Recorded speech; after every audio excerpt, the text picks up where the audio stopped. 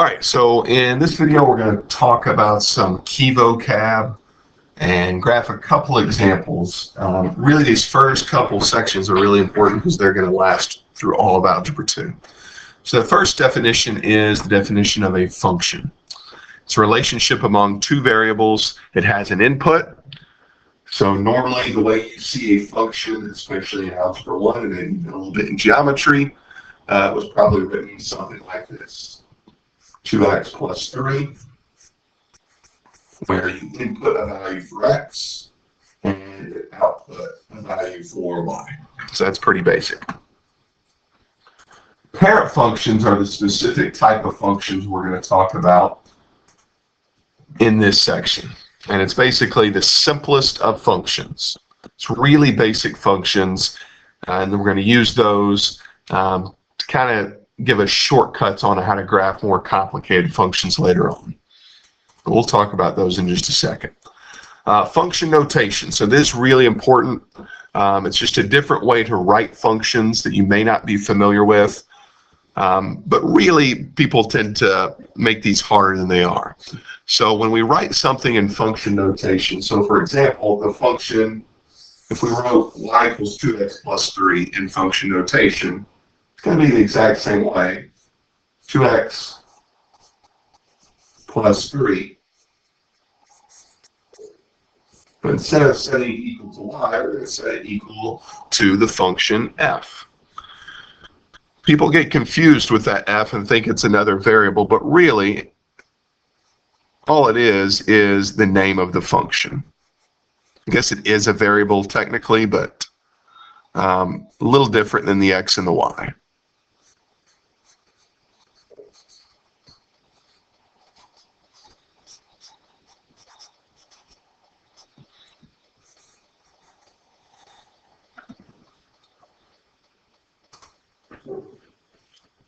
It's important to know that f of x and y equals basically mean the same thing, just written slightly differently. Then finally, domain and range. This is actually, we're going to go into this further in a later video, but I want to introduce this now, just so you have some exposure to it before the next video. Domain is all the possible x values of a graph. If you think about x values go left and right. So it's how far left and right the graph goes. Range is all the possible y values. So since y values go up and down, the range is just basically how far north and south the graph goes. And we'll see all of these vocab words in context here with this first example. So the first parent function we're going to look at is the linear function. So of course, linear function, the description is kind of in the vocab word itself. The graph is a line.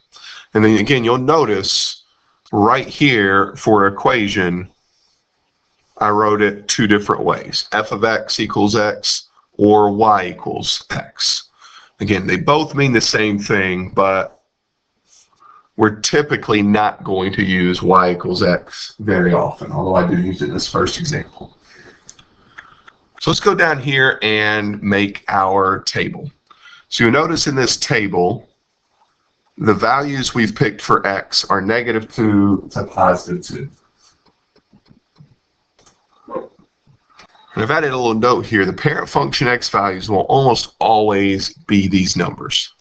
You're going to see there's some exceptions, but most of the time, these are a pretty safe bet to use those x values. So we're going to substitute those values in for x in our input, and they're going to output a y value.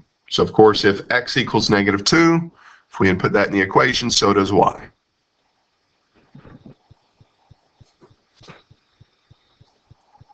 And this one's pretty easy because since the equation is y equals x, the y coordinate is going to just equal whatever the x coordinate is. Now let's just go ahead and graph those points.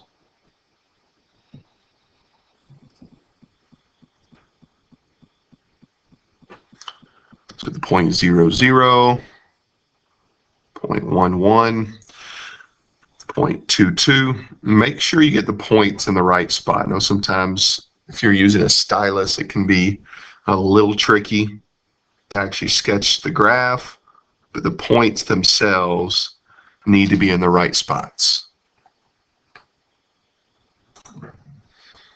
And then go ahead and sketch the line. I'm missing an arrow there. Of course, there should be arrows on both ends of that graph. So now we're going to do domain and range. Now remember, domain is how far left and right the graph goes. These are really simplistic definitions, but when it's a continuous graph with no breaks, they're useful. So this graph, how far left and right does it go? So if we watch the arrow, if we imagine this graph continually going this way, it is going up and it is also going to the right forever. So as far as domain is concerned, it's going to the right forever. As we move to the left, it's going down and to the left forever. So we're going to use something called interval notation, which is just a parenthesis. So since it's going left forever, the leftmost coordinate is negative infinity. So we put it on the left side. And since it's going right forever, we put positive infinity. And then we close our parenthesis. Again, that's something we'll talk more specifically about later on. Range is how far up and down the graph goes. In this case, the range is the exact same thing, because as we said, it's going down forever and it's going up forever. If it's a diagonal line, domain and range will always be all real numbers.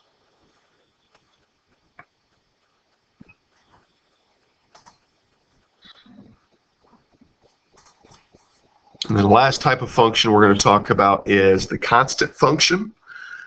This is just a horizontal line graph.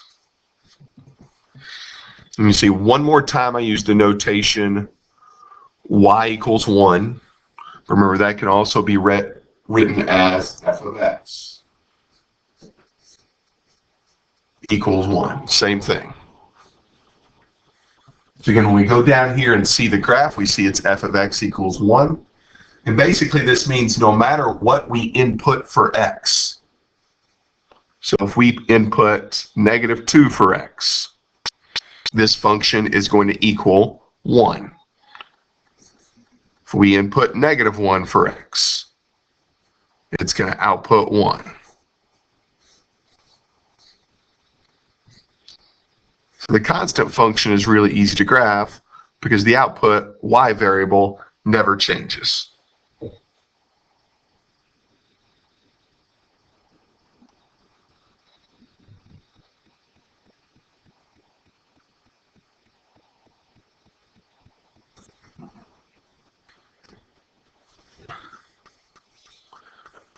So there's the constant function.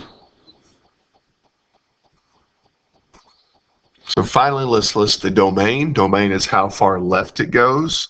Well, as you can see, this graph is going left forever, and it's going right forever. So the domain is -infinity to positive infinity. The range, this graph is not going up or down at all. Remember, the range is the y values. So one y value is covered here, and that only y value that's covered is y equals 1. And the way we write that in interval notation, we actually use square brackets since it can actually equal this number.